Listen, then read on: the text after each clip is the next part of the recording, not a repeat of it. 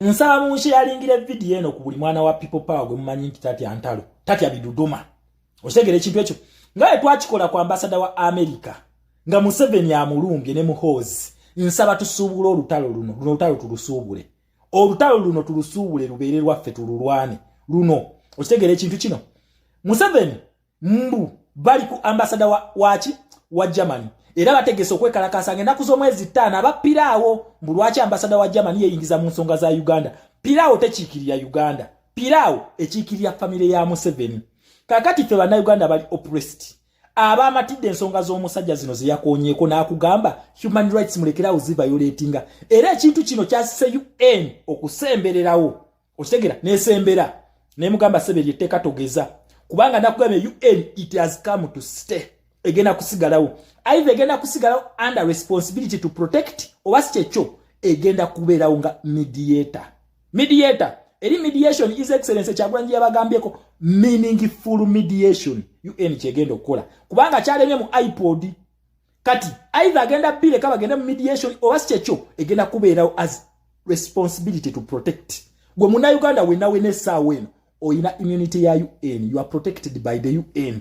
Toda mukutya mu 7 tada mukutiisa. Kubanga neteka lya badagala okutwaliyako mu court martial. UN yamugambye togeza.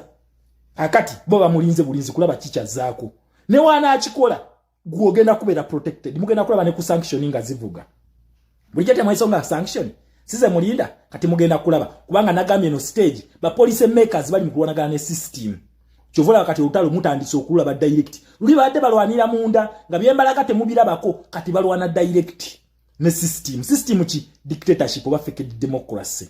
Kati ba police makers bebali mkwekuba yensonga wachi mulaba Muhoozi ne chi government kyabwe echa family yabwe babadde balina okusinkana Muhoozi which is deep state. Then balwanagale nani ne ambassador wa America kakati fe banansi tugamba no lutalo tulusubule tuluyingire mutugenda duyingira mututya mukole postanga muwana mwebaza ambassador wa Germany okutuyirawo omubiri kibalume paka ngenda kuzo mwezi 5 luzikire tugenda kuba tumaze tife banansi tumaze okulaga side yaffe. Piraawo te representing affe ngabe bakola ku ikapu ku mafuta naleta abana b'essomero ne bekalakasa naye mu already mwali mumaze okulaga ti amafuta muli ki kyekyo kati ne bimulema na katana gasima pipeline tenabagendayo. Then ne tujja ku ambassador wa America ya mulema kati yesimbye muono naye tumuyimirira tumuyirewo omubiri tubalemese buli kye baagala. Uganda yakufundamu.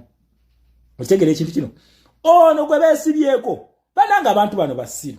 Omuntu ono gwe baliko ekyo Kagame naye akikola najja n'ekibalaga wano nga akikoze.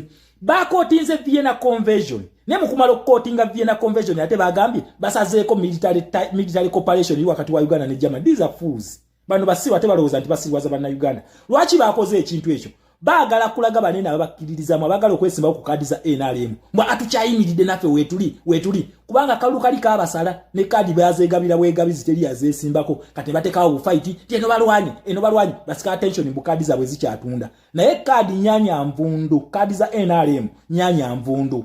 Okitegera ekintu ekyo kati bagezaako kuwagawaga bano nti atukyayimiridde bana abazungu tewali kye bagenda tukola. Naye nga bagudde dda ki system kyagudde kasita kitandika okulwanagana ne police zomanya kigudde tekikyayina lugendo kati fe bana Uganda tugenda kukola event yeno mwe muli protest vote kalonda kakuma kanoonya kukabanja zezo events ezigenda osuula Museveni wetuvira mu luno olutalo system egenda kuba bagisibye emikono kakati tugenda kwambalagana naye nga musibye emikono okige kyekino kye nabagamba tugenda kujja nga tusindika busindise so kyembasaba tusubula olutalo nono. Ate ono Museveni obusiru bwe yesimbye ku Germany. Nakugamba bana abatano bagala kola +1 bagala teekawo Germany. Tolaba nti Kagame yepankira ku Belgium. Nemulaga nti kakati gwe katukwavuwaze ne bamugobe Congo Belgium. Kwa Belgium bwe bamala okugoba diplomati waabwe. N'ekitebe kyabwe ne bakifulumya baddabuzi wali Congo. Ne bagamba kakati abahutu tubakomyawo. Bamuweereza abahutu maje abo basirikale abali mu kudda mu ggwanga lya Rwanda. Abahutu abo basirikale bibabadde mu bibira bye Congo nga byebalwana kati bazzeeyo ate balina UN protection. Eyo UN protection gye bawadde abahutu nga bayingire ggwanga lya Rwanda naye muna Uganda gyogenda okufuna nga tugenda okwambalagana ne Museveni yako nkugambye bakalinze etteeka eyo kaliteekeko omukono then gwe bakuwe protection twambalagane naye nga tulina UN protection. Kyonna kyatukola UN Security Council yekuba embwa ekyo nabagamba kyonna kyagenda okutukola senga asayininga etteeka eryo UN Security Council yekuba kasatu activating human rights. Wekalakasa kusituka bamulage fire kuwole de bamuwoninze ne bamugamba tokigeza bana abantu bali serious nkugambye awo waliwo America waliwo Bungereza waliwo France kakati waliwo ne Germany gwali mukwesimbako just watch the space otegere kintu ekyo then Russia wejawo ne China ne bagenda tunozi kwabo baze kubeera nga ba observer batuna bagamba ekigendo kubya Museveni kirimu eggumba dala mukakasa abantu bali ku side eri aba Democrats ntiye okay mukube bebagenda okola nga Ukraine wekikola lwakuba Ukraine yenu abantu bali ku side ya Zelensky naye police ya Russia ate ekola bulala ya Soviet Union yote liige ebyo muno simanya abantu bali ku side genda wali nkukube wonkuba ngogendayo yo wegamba osoka kujikuba nga Afghanistan we yakola okusula Soviet Union yagwira Afghanistan balwanagana olutalo ne lulemera mu Afghanistan era Soviet Union okugwa kwayo kwatandikira mu Afghanistan kakati okugwa kwa Russia Ukraine ero kuba Russia wetamukuba agenda muzayo mu Soviet agenda mufukamiza okitegere ekintu ekyo bwesto wekiri kati ne Museveni wano okuva mu Commonwealth ne American Foreign Policy ainoka kasanti akuba Democrats Russia agenda tunula butunuzi bweti naye senga kibadde eringa wekiri mu West Africa nti abantu babadde abalina babadde bayisa mujenje kalubano ba communist okitegere ekintu ekyo kati tugenda kulumba Museveni nga tulira protection ya UN then number 2 Germany mwandi jesonyiye olutalo lwaffe America yeri mabega ga Kyagulanyi America yeri mabega ga People Power Movement America yeri mabega go kusula Museveni si Germany temusiriwaza banansi lwachi America mwayingira BRICS ngenaku z'omwezi lumu omwezi gwa January omwaka gwa 2025 yet American Foreign Policy egamba direct intervention into domestic policy kastanga babera bayina third factor ukitegere ekintu ekyo kicha kigeno mukubya ono gwali mukubalaga kati asindika sigino mbana bazungu bagala tukubala Golodi wafe mukulu oyo Golodi si uwo wabana Uganda ate Golodi wafe amazo okubako trillion emu era mu makinge bino ebintu bino ne wendi basiriwo okitegera ne wendi basiriwo nga kubawe nabera Minister of Foreign Affairs nyenda basa semya trillion eno wagagai ne China bagenda kutubulya trillion yafe je bagitadde this gold is worth 13 trillion US dollars 13 Golodi ona alibusia mukatundu kamu nakugamba Uganda eyo eina Golodi asobola okuja trillion zinkaga eza dollar mu saturation trillion nkaga ne tuli baavu tukuuta toyi tetulina luguudo lulungi tuli third world ensi ezimu kuzikyasinziza gold deposit si reserve enjawulo eri wakati wa reserve ne gold deposit ye source kyekiyombe reserve ogula buguzi n'oleeta n'ostowalinga fe tulina birombe currency ya fenafu kudiruchi ebyo tulina okwerwanako currency ya tulina okubeera ku currency zimwe zikyasinza okuzitowa mu nsi kuba tulina gold mungi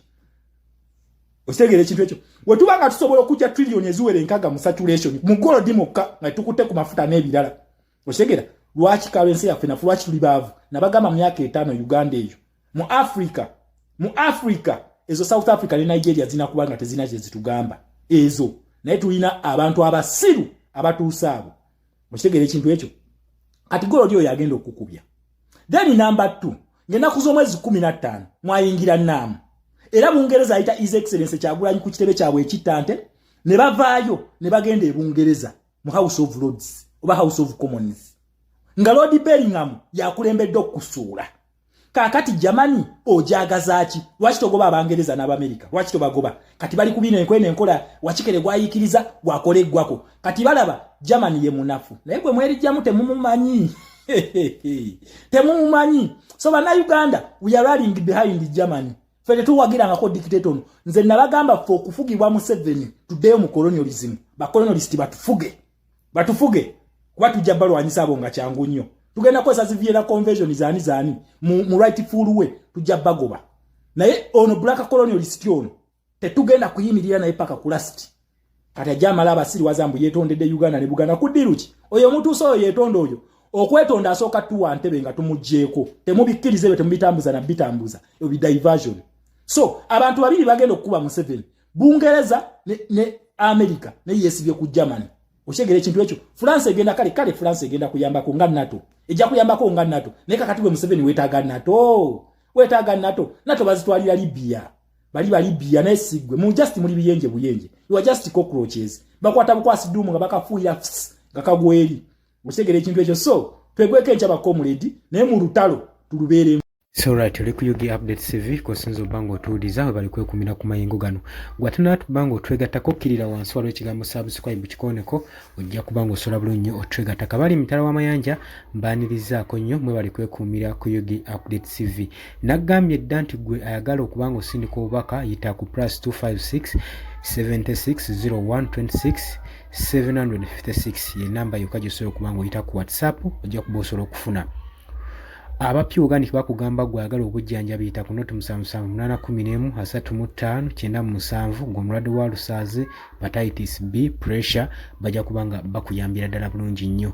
Abali mu diaspora mukola kyamaanyi nnyo kubanga muteekawo embeera eraga enkyukakyuka eri mu ggwanga lyammwe.